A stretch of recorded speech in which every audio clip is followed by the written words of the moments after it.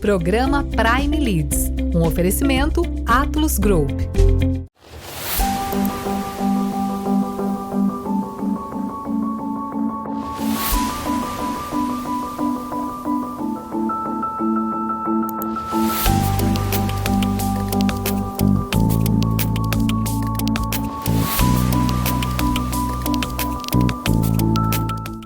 Sejam bem-vindos a mais um programa da Prime TV. Nosso convidado de hoje é o Hugo Rosa.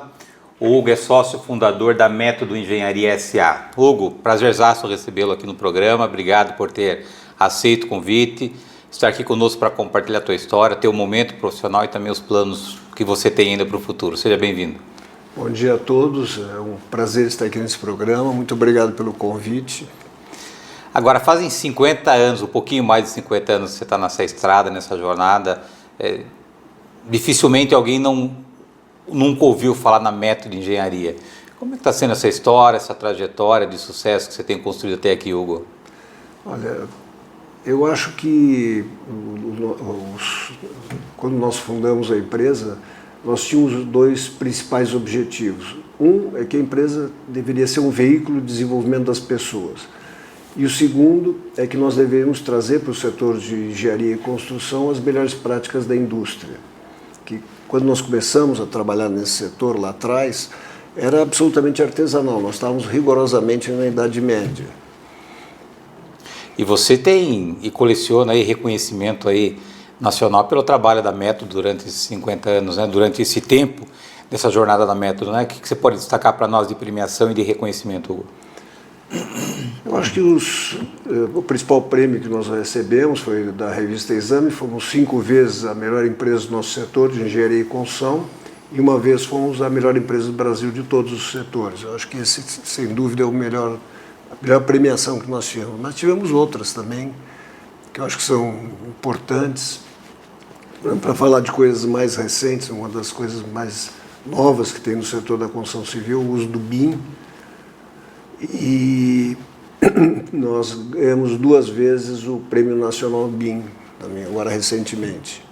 Agora, empreender num país como o Brasil, a gente sabe que não é para amador, né? E você tem uma história de sucesso aí num segmento absolutamente importante para a economia, né? Como é que você conseguiu lidar com essas oscilações da economia, essas incertezas da economia e manter aí essa história de sucesso que te traz até aqui? Realmente não é fácil. O nosso setor é um setor complexo, depende muito de investimento. Nós trabalhamos com incorporação durante um período, mas sempre nossa principal atividade foi prestação de serviços de engenharia e construção. E o volume de investimento no Brasil é muito pequeno comparado com países desenvolvidos. Uma comparação que eu gosto de fazer é Brasil com a Índia.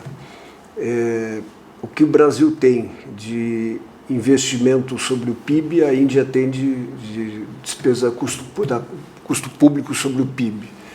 O que o Brasil tem de custo público sobre o PIB, a Índia tem de investimento sobre o PIB. Então, num país que investe pouco, certamente o setor de engenharia e construção não é um setor que se destaque muito.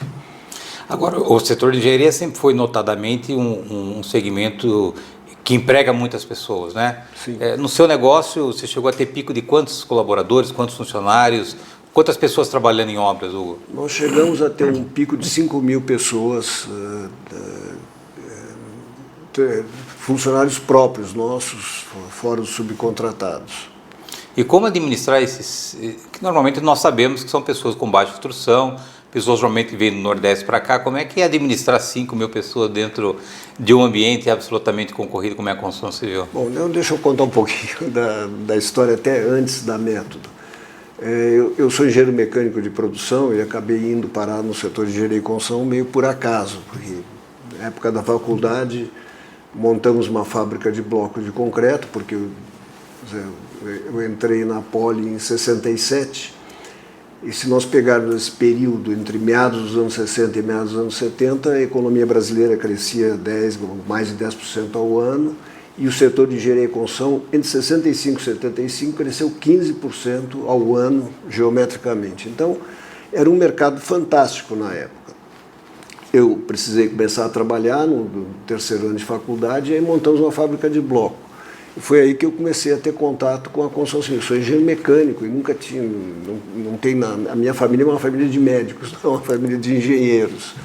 Eu nunca tinha tido contato com a construção. Então começamos com a fábrica de blocos, depois fazendo muros, e depois acabamos sendo contratados para fazer gestão de uma obra. Isso quando eu ainda estava na faculdade. E aí eu percebi que quem executava a obra era dirigida por um mestre de obras, e quem executava a obra eram oficiais pedreiros, oficiais carpinteiros, isso é uma nomenclatura da Idade Média, das corporações de ofício da Idade Média. Eu nunca encontrei o engenheiro responsável pela obra na obra, eu só fui conhecê-lo uma vez no escritório da incorporadora. Então, rigorosamente, a nossa construção civil, eu estou falando de obras de edificação, talvez as grandes obras, claro que não eram assim, mas as obras de edificação eram feitas desse jeito, vamos dizer, nos modos das corporações de ofício. E aí eu achei que a gente tinha muita coisa para agregar. E aí, então, e por outro lado, com esse crescimento da economia, naquela época a construção civil crescendo 15% ao ano e ainda mais com esse estágio artesanal de elaboração dos produtos, precisava de muita mão de obra. Então, vamos dizer, a principal origem dos trabalhadores da construção civil daquela época eram migrantes que vinham do Nordeste para a região Sudeste, principalmente para São Paulo. São Paulo estava explodindo em termos de novas construções. E esses trabalhadores muitas vezes deixavam as suas famílias no lugar de origem e vinham para São Paulo para trabalhar na construção, mas era mão de obra braçal. Muitos deles eram analfabetos e entravam na obra como serventes, depois viravam meio oficiais e iam aprendendo no processo. No processo, eles não tinham nenhum treinamento. Então nós percebemos que a gente tinha duas contribuições que a gente podia trazer. A primeira e sempre foi um dos nossos princípios, que a MED deveria ser um veículo de desenvolvimento das pessoas. E assim, o segundo ponto é trazer para a construção, para a engenharia e construção, as melhores práticas da indústria. Ou seja, fazer a construção sair da Idade Média e vir para a Idade Contemporânea. Uma curiosidade particular minha, o nome método, como é que surgiu? Surgiu por conta disso, que a gente tem que fazer, tem que fazer as coisas com método, tem que ter um método para fazer as coisas. Aí é coisa de engenheiro. E o que você destaca para nós? Eu sou engenheiro de produção, então eu sou engenheiro mecânico de produção, então as coisas têm que ser feitas com método. E os maiores desafios que você teve que superar para chegar até onde você chegou, Hugo? Bom, eu acho que, primeiro, nós sempre tivemos a preocupação de trazer novidades para o setor de engenharia e construção no Brasil. E trazer novidades, você enfrenta resistências sempre de todo tipo. Por exemplo, nos anos 70, o BNH teve uma iniciativa de incentivar processos industrializados de fazer habitação popular. E aí nós estávamos recrutando mestres de obra e tivemos um candidato que era um arquiteto uruguaio que queria vir para o Brasil e se candidatou. Ele falou, não vamos contratar um arquiteto para ser mestre de obra. E trouxemos o arquiteto como arquiteto. Ele nos trouxe uma experiência que era muito interessante, que era a tecnologia do ferro-cimento. O que é o ferro-cimento? Na Segunda Guerra, o Japão não tinha aço para construir casco de navio. E aí o Japão acabou desenvolvendo uma tecnologia de fazer casco de navio com ferro-cimento, com cimento, com concreto e aço. Quer dizer, pouco aço, né? Então eram placas de concreto com pouco aço, mas que eram flexíveis.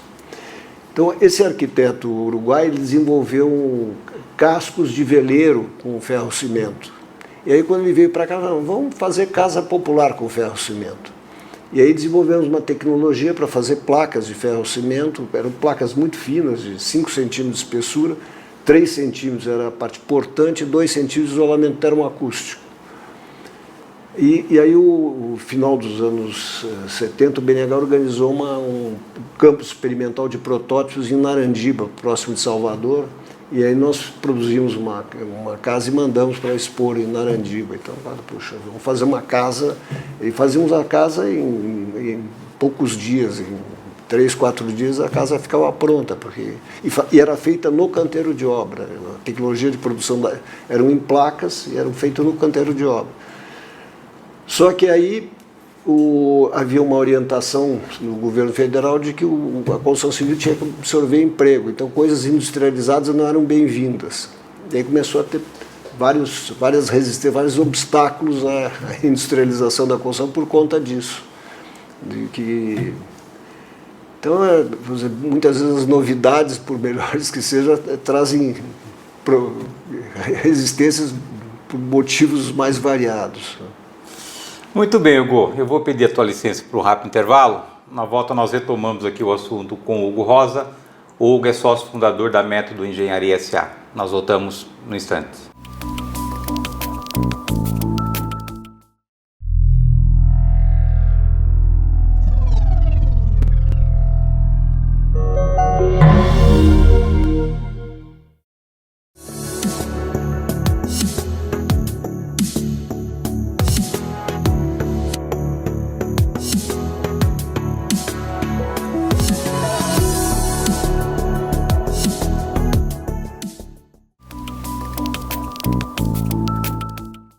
Voltamos. Nosso convidado de hoje é o Hugo Rosa. O Hugo é sócio fundador da Método Engenharia S.A.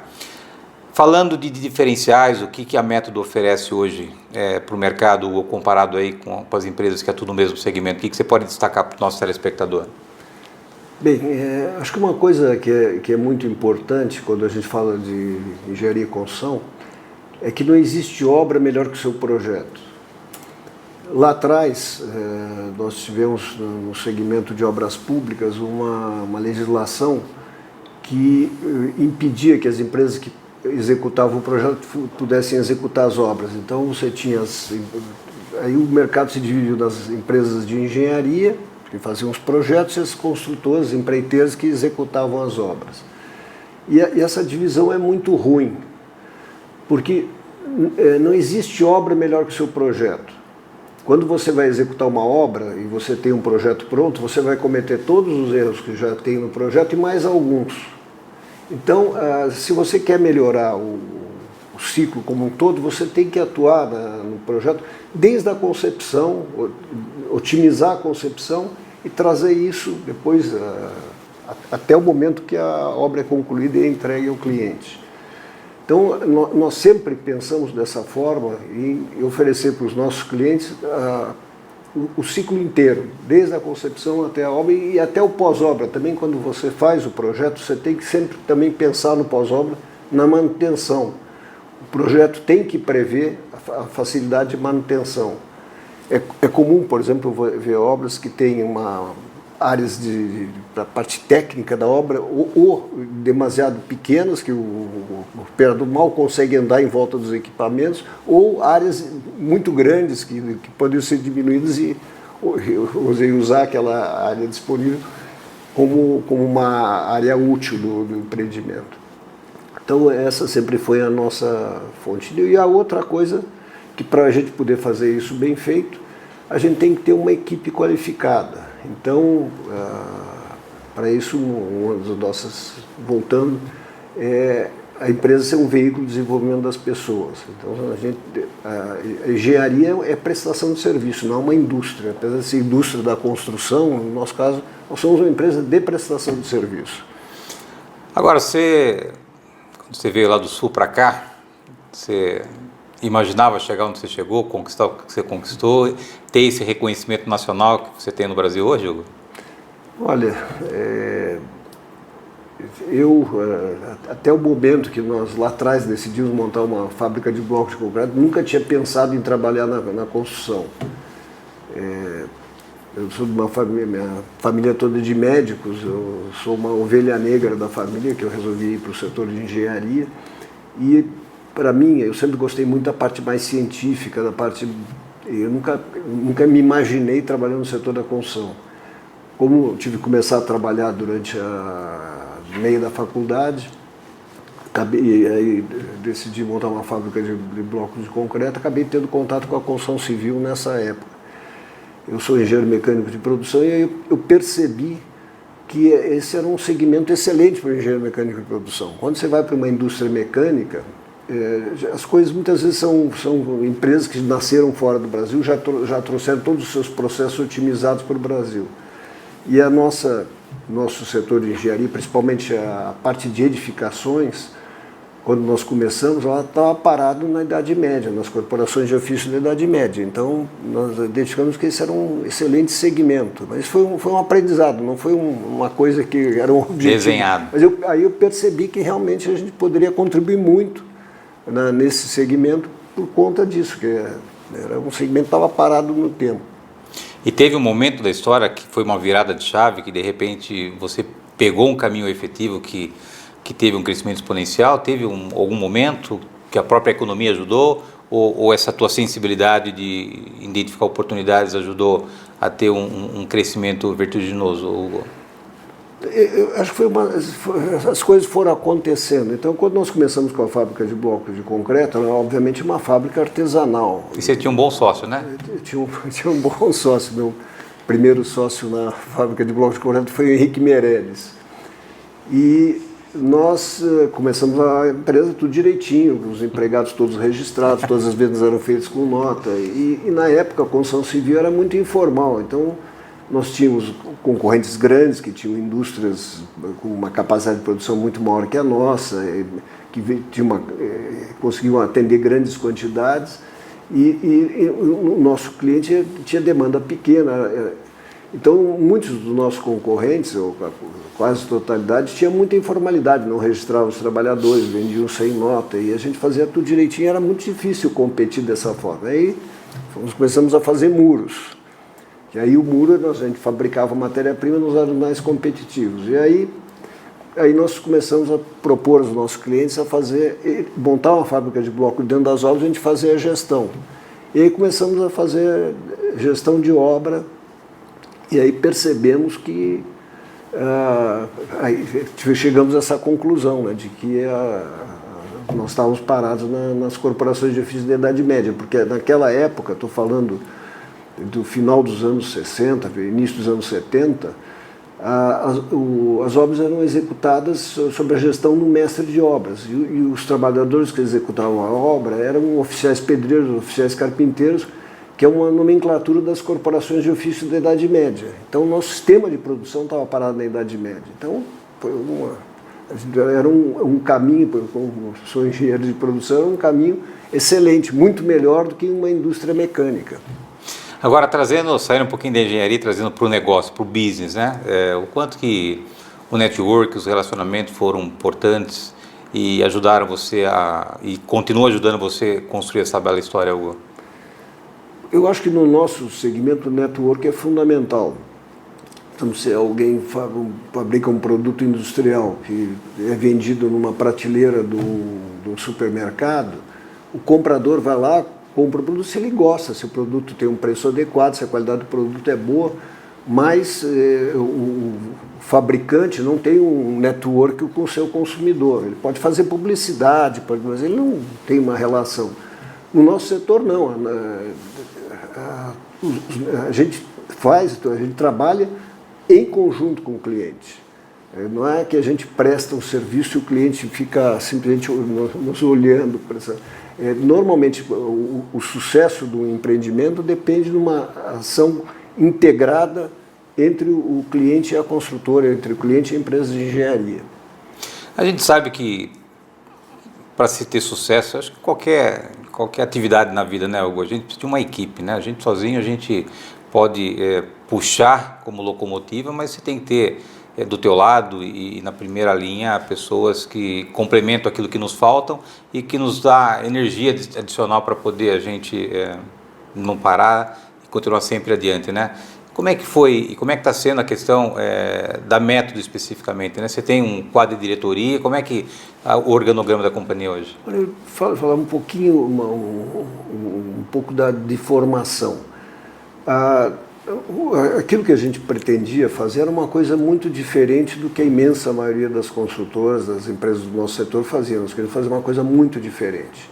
E quando você quer fazer uma coisa muito diferente, se você contrata um profissional já formado, um gerente, um diretor, ele traz os conceitos que ele está acostumado, que ele viu nas outras construtoras. Então, para que nós pudéssemos realmente fazer uma coisa muito diferente, nós tínhamos que pegar um jovem, final de curso universitário, recém-saído da faculdade, e começar a trabalhar com esse jovem, porque é um jovem que ainda a cabeça não está viciada em determinados conceitos.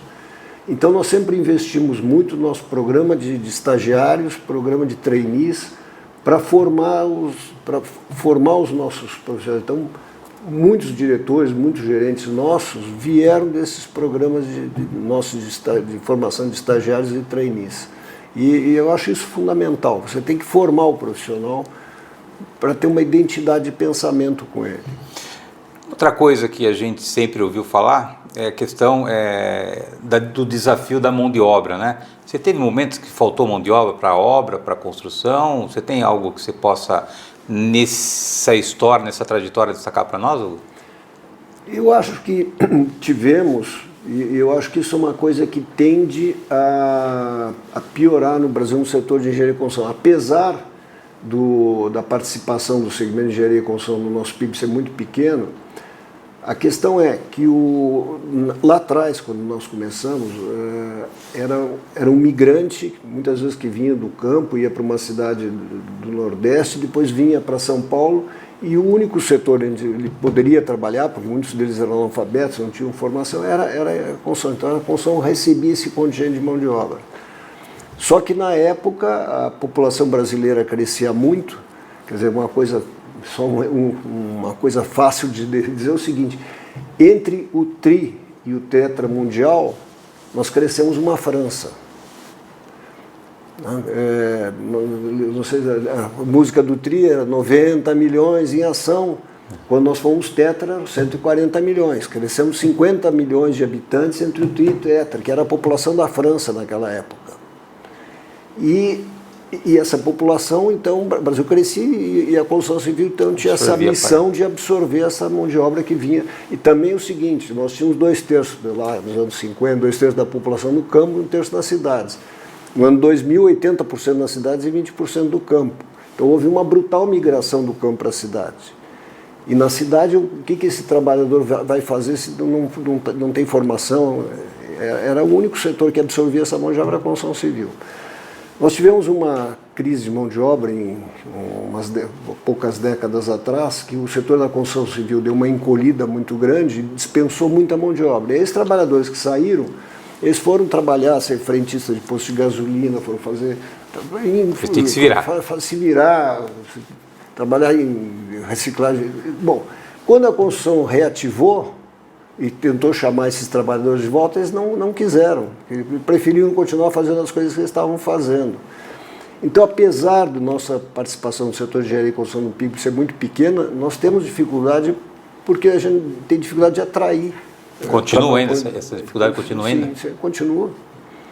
E hoje, para encerrar a nossa conversa, temos 1 minuto para encerrar o nosso bate-papo.